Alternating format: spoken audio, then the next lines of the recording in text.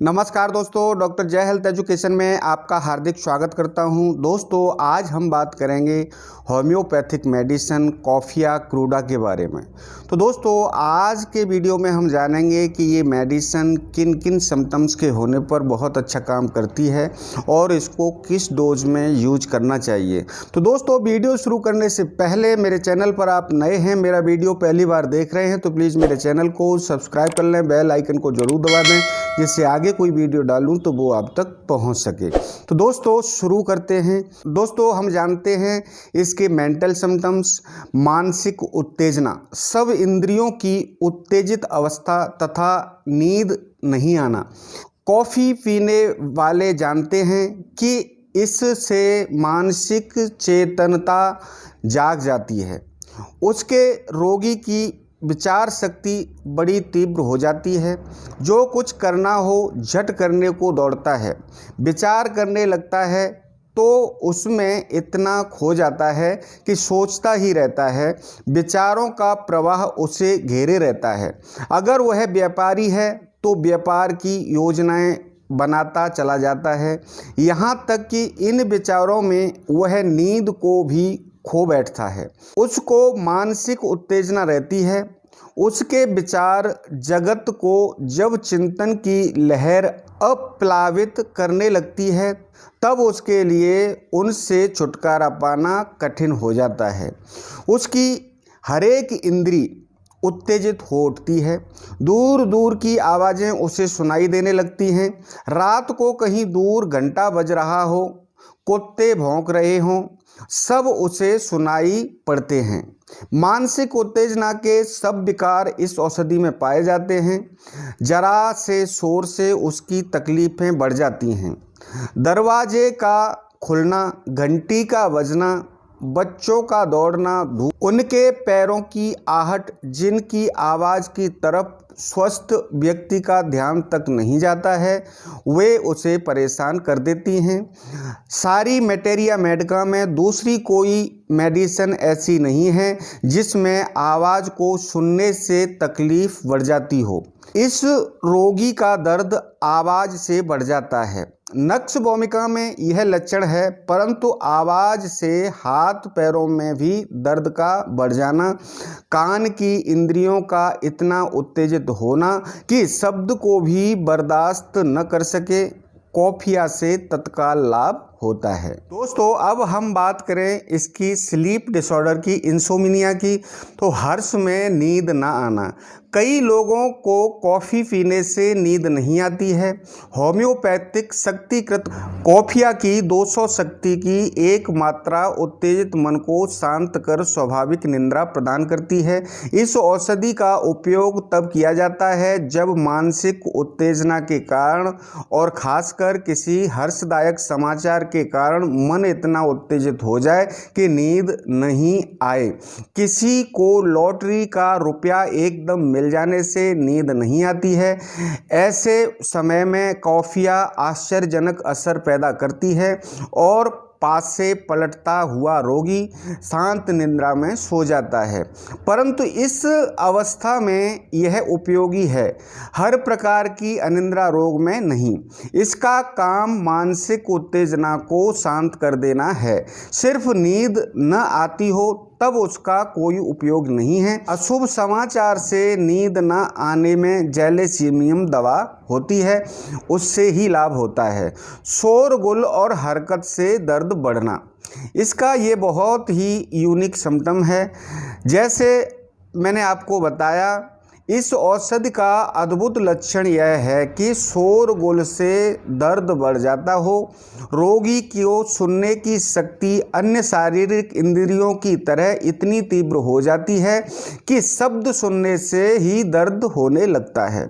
चेहरे का दर्द, दांत का दर्द, सिर दर्द, टांगों में दर्द, कहीं भी दर्द हो, शोरगुल से दर्द का बढ़ जाना इसका विशेष लक्षण है। डॉक्टर हियरिंग ज्वर के साथ दर्द में एकोनाइट और कॉफिया पर्यायक्रम से एक दूसरे के बाद दिए जाते हैं। जब एकोनाइट के फीवर के लक्षण और कॉफिया के नर्वस सिस्टम की उत्तेजना, असहनीयता के लक्षण मौजूद हों, तब इन दोनों का एक दूसरे के बाद देना लाभदायक सिद्ध होता है। यद्यपि अगर एक ही औषधि में सब लक्षण ठीक हो जाएं, तब दोनों के देने की कोई आवश्यकता नहीं होती है।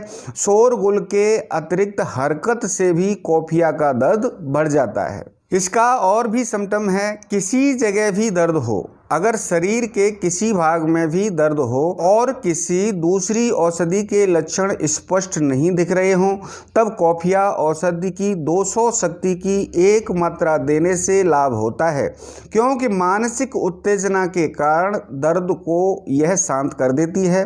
कॉफिया का दर्द हरकत से बढ़ता है, ठंडी हवा को नहीं सह सकता है। दांत के दर्द में मुख में ठंडे पानी से आराम मिलना। इस औषधि का रोगी शीत प्रधान होता है, परंतु इसका अद्भुत लक्षण यह है कि दांत के दर्द में, जबड़े के दर्द में बर्फ जैसे ठंडे पानी को मुख में रखने से आराम मिलता है। ठंड लगने से भी जब दांत का दर्द शुरू हो जाए या मानसिक उत्तेजना से, हर्ष के समाचार से दांत का दर्द उठ खड़ा हो, तब भी ठंडे पानी को मुख में रखने से लाभ होता है। यद्यपि रोगी स्वभाव से शीत प्रकृति का होता है, तो भी गर्म चाय नहीं पी सकता। मैं आपको बता चुका हूँ कि अनेक औषधियों में रोगी के व्यापक लक्षण, जर्नल और अंग विशेष पर्टिकुलर के लक्षण के विपरीत होते हैं। कॉफिया का रोगी शीत प्रधान है, परंतु उसका मुख का दर्द ठंडे पानी ही को मांगता है। इन दोनों के विरोध को देखते हुए हमें उसके व्यापक लक्षण, जर्नल को ही ध्यान में रखना होगा। यह नहीं देखना होगा कि क्योंकि वह दांत के दर्द में ठंडा पानी चाहता है, इसलिए उसे गर्म रोगी समझा जाए।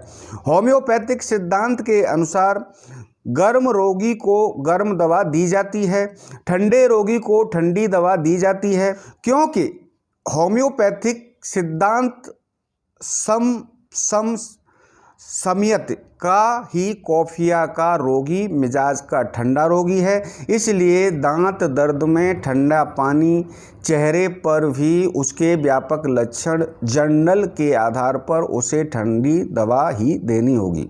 मुंह में ठंडा पानी रखने से कॉफिया का दर्द स्थायी तौर पर मिट जाता है। कैमोमिला में भी यह लक्षण है, परंतु उसमें ठंडा पानी से कुछ देर ही दर्द कम होता है, फिर शुरू हो जाता है।